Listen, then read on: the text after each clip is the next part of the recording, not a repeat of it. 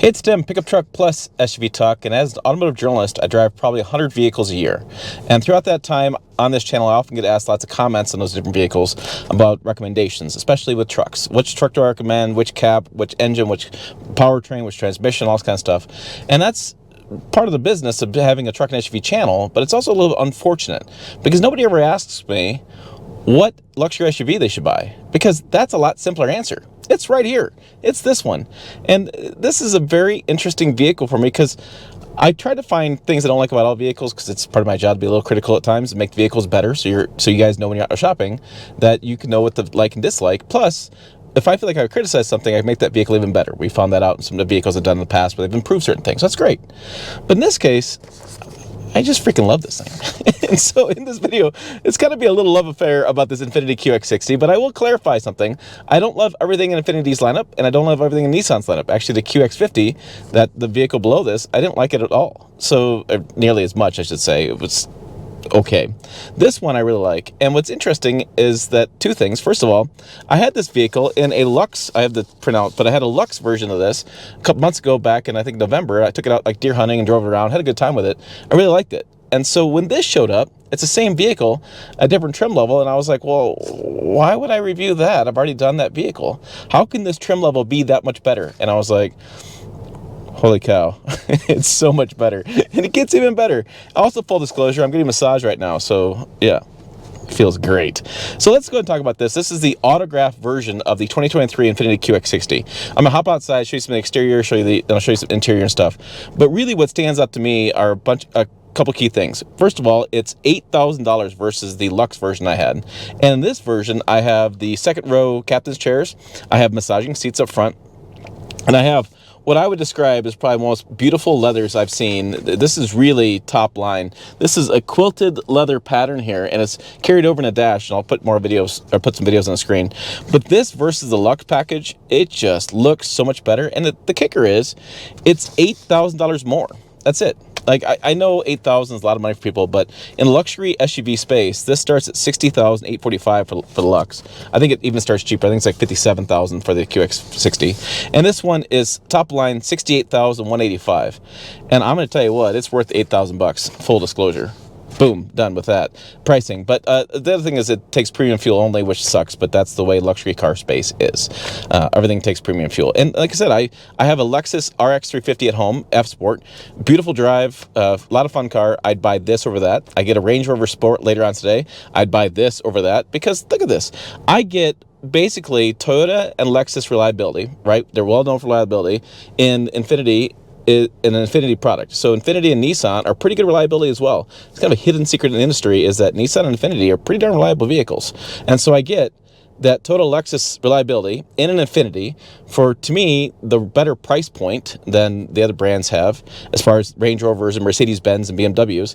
I have the third row, which is usable, and I have panoramic moonroof, I have the quilted leather, I have massaging seats, and I have what I would consider a very good-looking SUV. I think I've looked at this from a distance, I've parked in the parking lot, I've looked at it from the way, I've done the, let me think how this looks, and I think it looks really good. So like I said, let me hop outside, let me show you the exterior, let me show you the interior, let me show you more about this quilted leather that is throughout the vehicle, and just how nice it looks.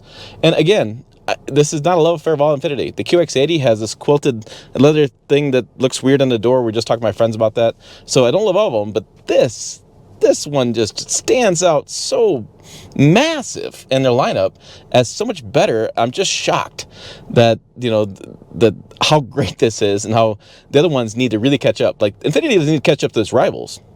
It needs to catch up all those other models to this level. Okay, let's go ahead and turn off these massaging seats, which, by the way, are on both sides. You can turn them on and off, and they have different settings, refreshing, relaxing, or lumbar. So, yeah, my back's loving that. This is the interior. This is what I was talking about. This is that quilted leather right here, and it looks so good. It's nice and soft at the touch. We have a little bit of a carbon fiber look here, and we have the stitching, and then the seats. I mean, these seats with autograph on there, the name of the trim level on there just looks so good, and, yeah. It's just a good looking seat. And you know what's awesome about these seats too and about this material? It's soft to the touch and it's comfortable to sit in. I could road trip in this easily. And I can't say that about every vehicle I have. Looking at you, GM seats. So, yes, just beautiful there. I have panoramic moonroof, which I closed because the sun's right behind me. But yeah, I have the digital rear mirror. I have, there's your shifter. I have the wireless charger for my phone, some cup holders, different controls here for the radio. And I have, this is also touchscreen as well as here, as well as on the steering wheel. I have controls here as well to control that. I have the dash there. I mean, if I were to be a little picky, you could say that the graphics, overall graphics could be a little bit better. I mean, it could be a little bit sharper, a little bit unique, maybe a little more stylish. I don't know. That'd be a little picky there, but there is the Bose speaker there. I also have a speaker there. And then this is just a nice headliner. It's not so freaking fancy that you're going to worry about cleaning it as some of these suede headliners are, but this is easy to clean, but it still has a nice premium kind of feel to it.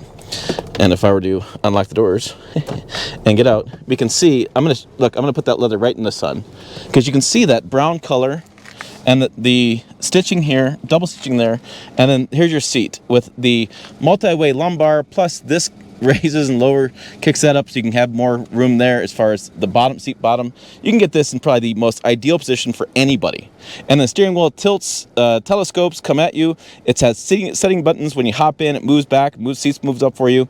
It's got all those luxury features you want to, you like to have. Okay, let me interrupt this video, add a couple things. First of all, we have the basic stuff they've done really well. Sunglass holder. Imagine that, sunglass holder. I don't know why all brands don't have some place for that. I've always mystified by that idea. Sunglass gonna sit around here and roll around. And I'm sorry, I have expensive sunglasses. I really like them, and so I don't want to see them destroyed. A place for my cell phone. Easy. I have easy controls to get to. Vents right in my face. I mean, how is that hard to get done? I don't know. Every brand does something a little bit differently. I'm going to show you back here. We have some. Those are screens for the second row, so you can take and raise those up for sun glare. So if you have kids, I raise my boys and my daughter, and I stay at home dad with my boys, and I can tell you, put them in car seats with the sun on their face, when you have your booties on, they have the coats on, all that kind of stuff, and the rear-facing car seats, is a big issue. This, look, done. I can do it one-handed, and so you can see it's going to keep that nice and cool back there for the kids, rear passengers. And finally, the way this transmission is set up, I have storage down there. I can put a purse down there, a bag. I can put Kleenex box, a trash can, things that, you have to have in a vehicle that you don't always have the space for, because you're going to throw them in here. Or like my wife does, she attaches them to the rear, and the trash sits back here, and just all this weird stuff. And so to have those little features, those little things, I think really make a difference in overall ownership of a vehicle like this. So let's get out. I don't have an exterior color. It's kind of unfortunate that the the sticker doesn't say what color it is, but there's your Infiniti down there. I mean, the engine's a little loud. I mean, that's, but it's an engine. It's not an EV, right? So we have this nice, I like the way this profile looks. I like the way the slopes in. I'm going to get around the other side too, because that sun's probably blocking everything I want to talk about. Let's see. It looks pretty good on camera, actually. And so this just kind of slopes in nicely. It just has a really nice profile here, and I've been a big fan of just at a distance. It's like luxury, but it's not like over gaudy, too much chrome luxury. And then we come around the back. I have a tow hook, which is amazing, right? So I don't understand how many SUVs I get that don't have tow hooks or receivers. That's not just for towing; it's for hauling bikes, for hauling the cargo extension bay for traveling. I don't know why that's such a hard deal for automakers to include that in SUVs. I think any SUV without that is kind of worthless. We have my golf clothes back here. You can see how they fit perfectly across. I have a little indent here, which is awesome. I have the push on the seats there. I forgot to get the kids Dr. Pepper in the house. Whoops. I'll take that in when I unload the vehicle. But I have cup holders back there as well. Tie down spots here for when you have cargo back here and you are going to fold down the seats. Just, overall nice leather and nice, pretty good size opening. I mean, even for the vehicle sloped, I know this comes down a little bit. You still have a good amount of opening here. And I probably fold down all 4 seats, and so I could put like a pretty large piece of material in there. Dare I say a 4x8 sheet of plywood? I don't know. I imagine it fits, but that's a bit of a stretch. Although I did have somebody ask me once in an RX 350 if I can put a sheet of plywood back there. You guys do some strange stuff with your vehicles. That's all I got to say. This slides forward, so you can have more third row seating room if you want to, but I let the kids have third row seat. I don't really mess with that. Or on this channel, Jill does the third row seats. So we have some cup holders here, some storage here. Again, the nice seats. Plus, I have the armrest. This is something you don't always see in vehicles anymore. They got rid of some of that stuff. And then we have I have some HVAC controls here. I have heated seats back here for the captain's chairs, USBs, a real plug-in, not just a cigarette lighter kind of plug-in, but a real plug-in. I have plenty of headroom.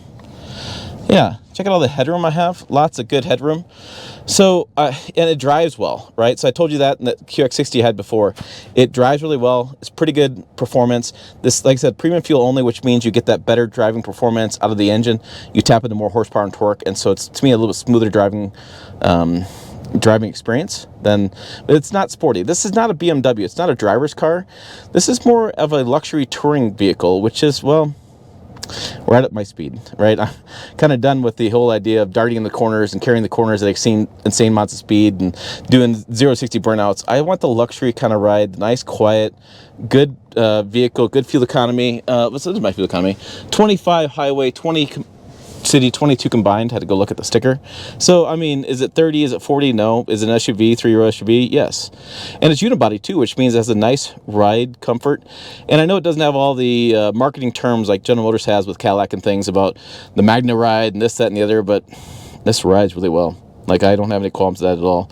So I don't know. I know I'm kind of doing a love affair over this, but again, like I said, I don't love all the Infiniti products. I like some of them, but in this case, this is just so well done that, yeah, if I were to buy a 3-row luxury SUV for us, simple, I'd buy this. Full stop. For more, check the videos over here as well. PickupTruckTalk.com is the website. As always, thanks for watching. I will see you down the road.